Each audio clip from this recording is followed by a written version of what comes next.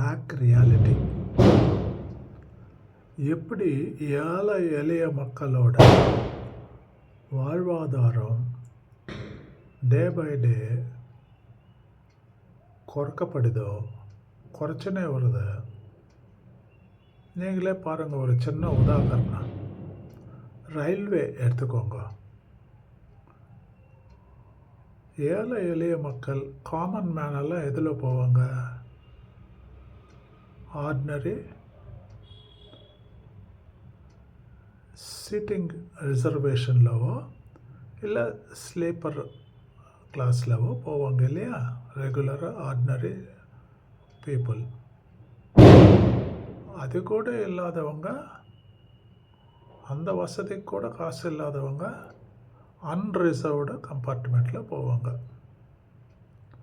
இப்போ அவங்க இஷ்டத்துக்கு யார் கேட்டாங்க வந்தே பாரத் வேணும், வராத பாரத் வேணும் அப்படின்னு யாராவது கேட்டாங்க? இது ஏழை எளிய மக்களுக்கு பண்ணுற ஒரு சலுகையா இல்லை ஒரு ஃபெசிலிட்டியா?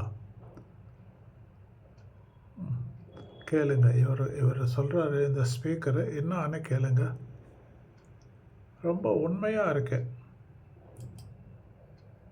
2014 நெல்லை எக்ஸ்பிரஸில் செகண்ட் கிளாஸ் ஸ்லீப்பர், நான் அதில் தான் ரெகுலராக போய் வரேன். அது எத்தனை பெட்டி இருந்தது? 13 பெட்டிகள் இருந்தது. இப்போ எத்தனை பெட்டி இருக்கு? கரெக்டாக ஒருத்தர் சொன்னார், 8 பெட்டி. 8 பெட்டி. 2014 தமிழ்நாட்டில் எவ்வளவு வந்தே பாரத் இருந்தது?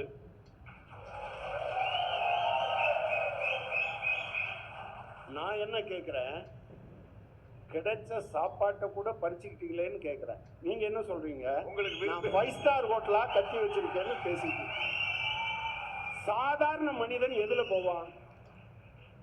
சாதாரண மனிதன் எதுல போக முடியும்? அதை ஏன் குறைக்கிறீங்க? அதை குறைக்காமலே நீங்க வந்தே பாரத்தை விடுங்க, வராத பாரத்தையும் விடுங்க, எனக்கு பிரச்சனை இல்லை.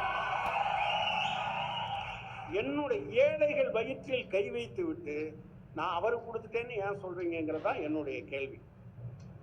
2010